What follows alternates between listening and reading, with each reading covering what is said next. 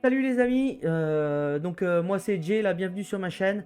Comme d'habitude, toutes les semaines on fait une config PC. Cette semaine c'est la config de la marque avec un maximum de composants Corsair. Cette semaine, attention, hein, ça va être la piraterie dans votre portefeuille, hein, ça va faire mal. Alors c'est parti, let's go.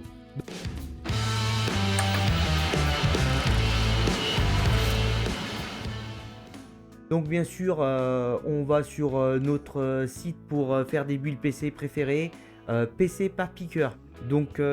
Aujourd'hui, la config, elle va coûter très cher, 1819 euros. Attention, ça fait mal. C'est parti, on commence par la carte mère. On va sur notre Amazon préféré. La Asus Prime B650 plus Wi-Fi.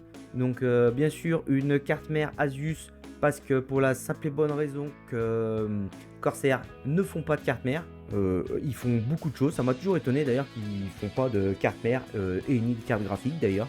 J'ai toujours été étonné. Pourquoi j'ai choisi une Asus Prime? Asus Prime, je l'ai choisi parce qu'étant donné qu'on va utiliser beaucoup de composants Corsair, ça va faire grimper la facture très très vite. Sur 2-3 petites choses, il a fallu un peu tirer les prix vers le bas. La carte mère Asus, plutôt pas mal. Le port Ethernet 2,5 Go, parfait. Comme je vous l'ai déjà dit pour le gaming, même 1 Go suffit largement. Mais bon, là on est en 2,5. J'ai l'impression que c'est devenu un peu la norme. Tout est bien. PCIe Gen 5. Le PCIe là pour la carte graphique, comme on peut le voir, est bien renforcé. C'est très bien parce qu'on va mettre une grosse carte graphique, une carte lourde, donc il faut bien qu'il soit renforcé. L'emplacement du processeur juste ici. L'emplacement des RAM, ça sera bien sur les deux grisés. De toute façon, on le voit ici, c'est bien marqué emplacement 1, emplacement 2. Qu'est-ce que j'ai à dire? Oui, l'emplacement du disque dur, donc le NVMe, ce sera sous cette plaque, sous ce refroidisseur. Voilà. On voit le petit bouton du flash BIOS. On évite d'acheter des cartes mères sans flash BIOS. C'est vraiment problématique quand on n'a pas de flash BIOS. Chez Asus, ça carte mère pas mal. Pour les personnes qui veulent un bon son, on est en fibre optique. Si vous voulez mettre une petite barre de son sur votre PC ou brancher une chaîne Wi-Fi, c'est le top. La antenne Wi-Fi qui est pas une vieille antenne dégueulasse, ça ira très bien. Attention, hein, le DisplayPort et HDMI à ne jamais utiliser. Ici c'est proscrit, il faudra bien se brancher sur la carte graphique parce que si vous branchez ici, vous aurez l'affichage du processeur, mais vous n'aurez pas toute la puissance de votre investissement, ce qui serait fortement dommage. Notre processeur, j'ai choisi l'AMD 9700X. Pourquoi je n'ai pas choisi un processeur plus gros? Déjà, étant donné qu'on fait un PC, config PC pour faire tourner du 4K, inutile de mettre un processeur plus gros. J'aurais pu mettre un 7800X 3D ou un 9800X 3D, mais ça aurait vraiment fait péter la facture pour gagner dans vos jeux peut-être 10 FPS. Pour gagner 10 FPS, franchement, rajouter plus de 150 balles, je vois pas l'intérêt. Le 9700X, très bon processeur. Si jamais vous voulez baisser les prix, vous pouvez mettre le 9600X, il n'y aura aucun souci là-dessus. Mais avec le 9700X, pour faire autre chose sur votre PC que du gaming en multitâche, ça sera un petit peu plus intéressant. Très bon processeur. Attention, ce processeur là, il est vendu sans refroidissement. Donc pour le refroidissement, le petit Corsair Nautilus 240 suffira largement pour ce processeur. C'est pas un processeur qui chauffe trop. Très bon processeur chez Corsair, très bon refroidissement chez Corsair, les refroidissements, les AIO, il n'y a vraiment aucun souci à se faire, il fera le boulot. Les petites RAM, les RAM DDR5 32 Go, 6400 MHz, avec ça vous serez pas embêté pour faire du gaming, suffira largement. Bien faire attention quand on met un processeur AMD, il faut bien que ce soit marqué AMD Expo ou AMD Expo. Là, celle-ci de RAM que je vous choisis, même si vous choisissez carte mère avec du Intel, Elle fait les deux, AMD Expo et Intel XMP. Oui, pour avoir les 6400 MHz, il faudra pas oublier de bien l'activer dans le BIOS. Parce que si vous l'activez pas dans le BIOS, le profil, quand vous allez allumer, quand vous allez aller dans votre Windows, il y aura certainement pas les 6400 MHz.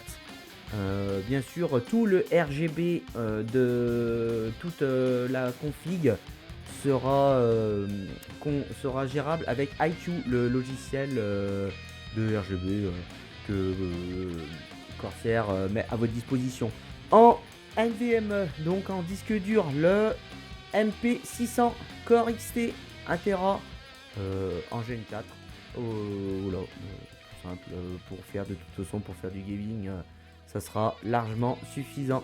La carte graphique, j'ai choisi, c'est un gros PC pour faire tourner de la 4K, la 5070 Ti 16Go. Attention, pas de prix intéressant sur Amazon cette semaine. J'ai trouvé là sur Infomax. Bon, voilà. La promo, je vois qu'elle se termine dans 4 jours. Je pense que d'ici là, la vidéo sera pas sortie.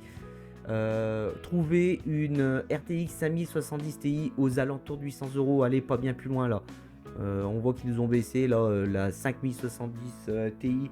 Ils nous marquent 8280, ouais, 900 balles quoi. 900 balles hors de question, beaucoup trop cher. 800 € pour une 5070 Ti, là c'est le bon prix. C'est le bon prix. En Asus, bien sûr, Asus Prime, très bonne carte graphique. Pas de Corsair sur les cartes graphiques, étonnant d'ailleurs. Je vois pas pourquoi Corsair fait pas de carte graphique. Ils font tout. C'est vraiment dommage. Avec cette carte graphique, vous serez vraiment pas embêté. Vous l'aurez pour des années. 4K, aucun souci. 1440p. Vous aurez des perfs à gogo. Là, vous pouvez y aller. L'alimentation, ça sera sur la Fnac. Pareil, pas de prix intéressant pour le moment en alimentation Corsair sur Amazon. La RM750E, on a pas mal de marge. Vous pouvez y aller. Comme d'habitude, modulable. Donc, c'est-à-dire qu'on branche que les câbles qui nous intéressent. Et bien sûr, elle a toutes les sécurités qu'il nous faut. Voilà. Le boîtier, le Corsair 3500 XTG ARGB. Donc lui, je l'aime pas mal. En plus, là, super promo sur Infomax, 85 €. Je pense que je vais essayer de sortir la vidéo avant. Ça serait dommage de pas en profiter. Livré avec 3 ventilateurs, pas reverse, dommage. Un ventilateur reverse, ça veut dire que les pales sont inversées, donc on voit pas le moteur derrière comme ici. Mais bon, c'est pas très grave. Ici là en bas on peut mettre un petit ventilateur comme je vous l'ai dit déjà plusieurs fois pour pousser de l'air. Ça peut être intéressant. Mettre un petit ventilateur aussi à l'arrière. Attention, là il y a un emplacement pour mettre aussi un ventilateur absolument inutile étant donné qu'on a toute l'alimentation dans cet emplacement, plus tout, on va bourrer tous les câbles qui nous sont inutiles ici. Ça va faire du monde, donc il n'y aura pas un gramme d'air qui va passer. Donc c'est tout pour cette semaine. La semaine prochaine, j'essaierai de faire une vidéo. Je pense que ça sera une sélection de cartes graphiques. On fera pas un build PC. Quelle carte graphique pour quel type de résolution, pour quel budget. Voilà. Je vais essayer de dégrossir un peu ça. Bien sûr, notre config a été faite sur PC Partiker, mon site préféré pour faire des builds PC. Ça se rend bien. Build cette semaine qui coûte très cher, 1819 €, je répète, mais bon, c'est Corsair. Et n'oubliez pas que chez Corsair, c'est le Apple du PC. Allez les gars, je vous dis à la semaine prochaine. Ciao!